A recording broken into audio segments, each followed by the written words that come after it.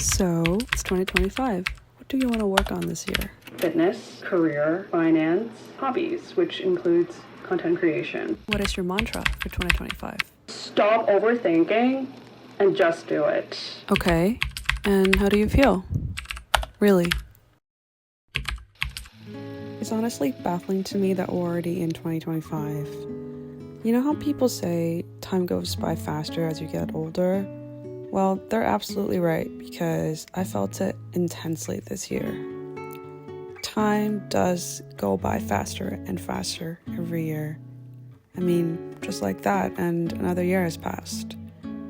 And with that comes this lingering feeling, the weight of time slipping through my fingers, and the constant questioning of whether I'm making the most of every moment. Am I doing enough with the time that I have? And I'll admit, it's a scary thought. Sometimes it feels overwhelming, as if I'm chasing after something I can't quite define. And maybe that is just part of getting older, becoming so acutely aware of time passing, questioning if what you're doing is meaningful or if it brings you joy.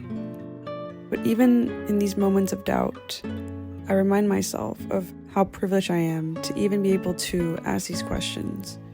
I mean, for many, life is simply about survival, putting food on the table, keeping a roof over their heads, and getting through the day. And here I am, with the ability to pause and reflect, to wonder if I'm fulfilled, if I'm on the right path. I recognize that privilege, and I don't take it for granted. Still, as the year ends and a new one begins, I can't help but get a little existential. I think about how so many of us work so hard every single day just to live for the weekend. And by the time the weekend comes, we're too exhausted to truly enjoy it or pour our energy into the things that bring us joy. And it makes me sad knowing that's the reality for so many. At the same time, I feel deeply grateful. Grateful that I'm alive, that I have a job that I don't hate, that I can drive my own car, that I get to live in one of the most incredible cities, and that for now, I get to call this place home. Still, there's a part of me that wonders if there's something more, something greater I'm meant to do with the time I've been given. Am I brave enough to take a chance on myself, to pursue the things that truly bring me joy and fulfillment? And that is why I started this YouTube channel. I wanted a space to document my life, the silly little moments, the quiet joys, and the mundanity of daily life. I wanted to romanticize those small, overlooked moments and realize just how beautiful they really are.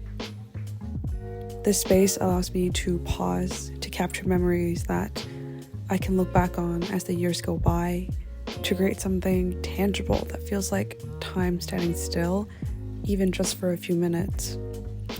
And honestly, it's helped me realize that what I do does matter, because these little moments, these memories, they're what make life so incredibly special and precious. And that is why I think everyone should start documenting their life, not for anyone else, but for yourself. Whether it's through videos, photos, journaling, or anything else, it is truly a way to hold on to the fleeting moments, to give them a little more weight, a little more meaning. Because at the end of the day, it's these memories, these seemingly ordinary, everyday moments that we will look back on and cherish the most.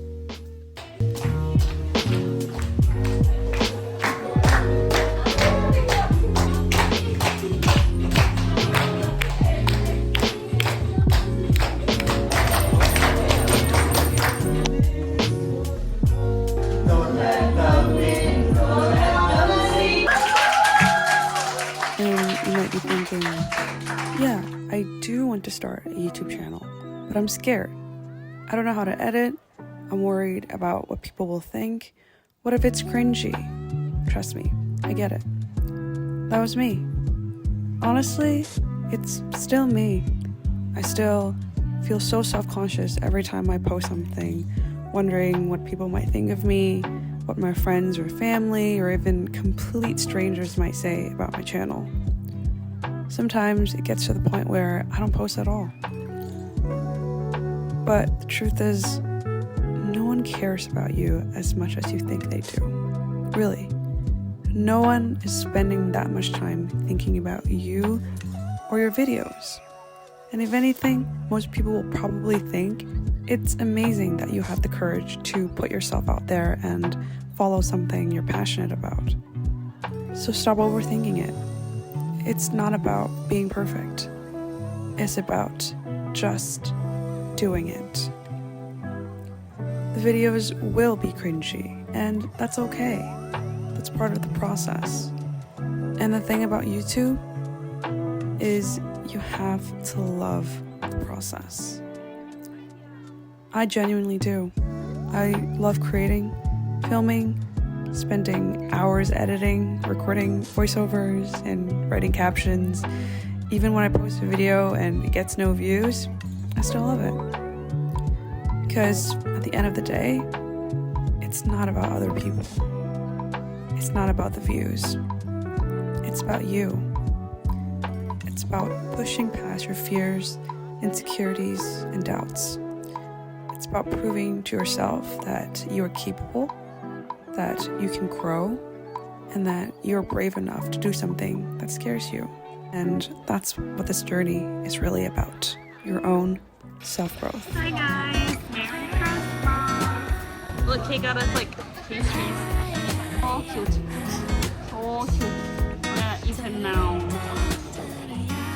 These are my people, I love them. Merry Christmas! Merry Christmas! Let's go! Reunited. Subscribe to Carla's channel. Is Story Pam, okay? Story Pam. Thanks guys.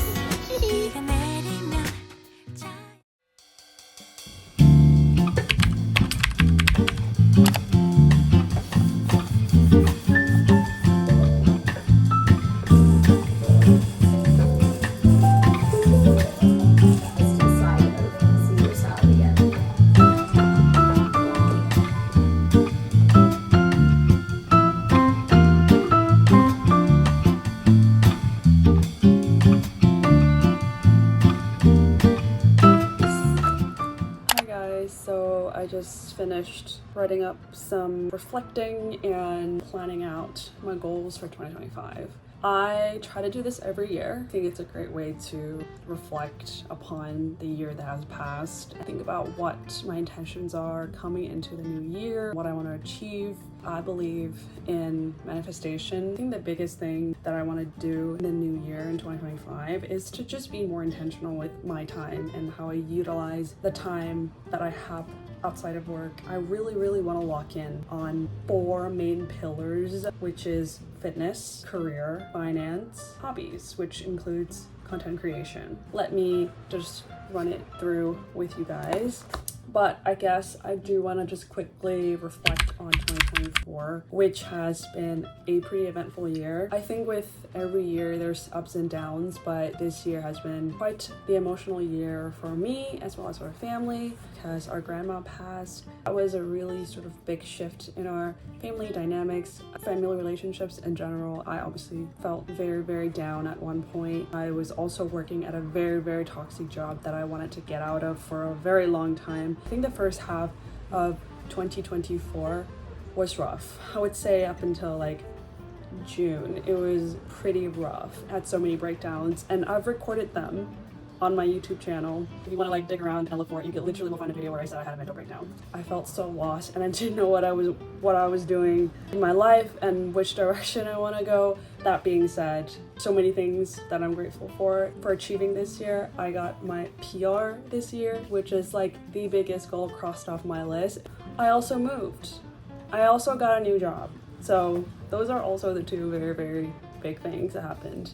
A lot of changes, made so many amazing friends. Thank you 2024. Some of the things I want to leave behind: comparing myself to other people, comparing myself to other people's timeline, career paths, where they are in life, how many subscribers or followers they have on social media. Stop comparing myself to other people because everyone is on their own timeline. Comparison is a thief of joy, and she has to go. Doom scrolling. This is like a very cliche one, and like, of course, everyone wants to stop doom scrolling, but like, I found myself like doom scrolling so much more towards the end of this year for like 30 minutes to an hour.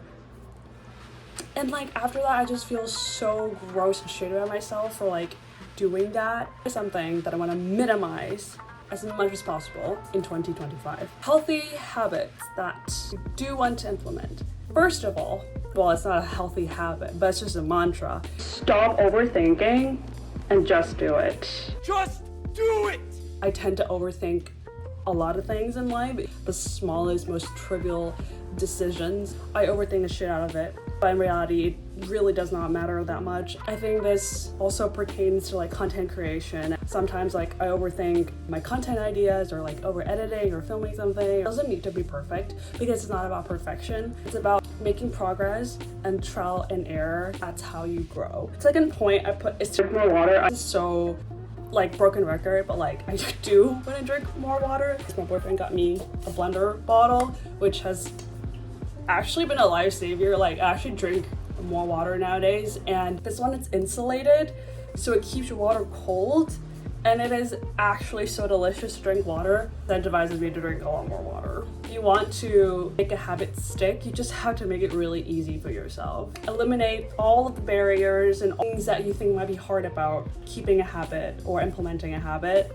Throw that out the window. And then the next one I put is to cook more recipes. I love cooking at home, but I realize I only cook like the same things over and over again. And I'm kind of sick of it. Like, want to try more recipes and to experiment more. And I think that's a really good life skill to have in general. I do enjoy cooking for other people, like for my boyfriend or my family. But when it comes to cooking for myself, I'm like so simplistic and like minimal, and like I do not care. Efficient is the strategy. Like I just want to keep my cooking time to a minimum. I want to actually intentionally put effort and thought into the kind of dishes that I make, because you are what you eat. The next one is to call my parents or my family more. This is like one of the things that I'm really bad at. My parents know this as well, and they keep like nagging me and telling me to call them. Like obviously I live in Canada and my parents live back home in Vietnam, and I guess a time difference, that's an excuse. It's not a time difference. It's just don't call them enough. And sometimes I feel really bad because I want to be a good daughter and call my parents at least once a week. And so I make it a habit to actually put it in my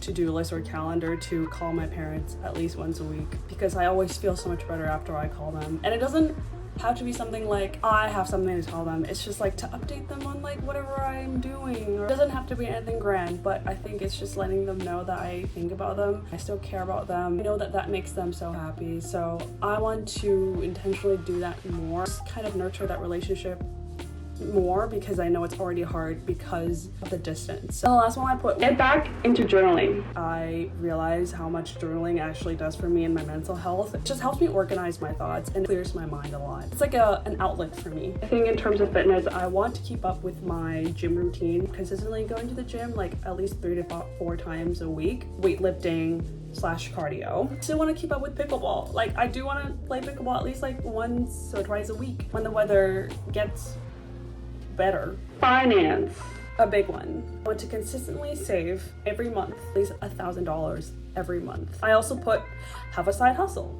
That is something that I want to manifest in the 2025. Lastly, content creation. Now this is something that I've always wanted to do. Kind of been doing it here and there, but I have not fully committed myself to this craft and to this hobby. Like I've always just considered it a hobby.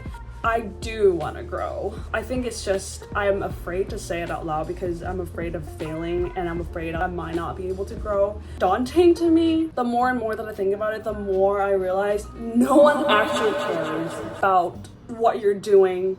Fuck it. I actually commit myself to it. I want to post consistently every week, if not twice a month. And the goal is to gain 500 subscribers by end of the year. The thing about setting goals is you don't have to necessarily achieve all of them. Just the fact that you are setting them and writing them out helps you like visualize these goals better and makes you already more intentional with what you're doing. You don't even put them out. It's like they don't even exist. And it's like you're not even trying to achieve these goals. But writing them out, you're kept accountable in a way. With that said, thank you so much for watching and stopping by to my channel. 2025 is going to be your year, my year, our year to lock in. You got this. I got this. We got this. We are waiting for barbecue grill at UV. And there's a line and we're on the wait list. And then we're gonna go to Tim's house to do countdown for the year.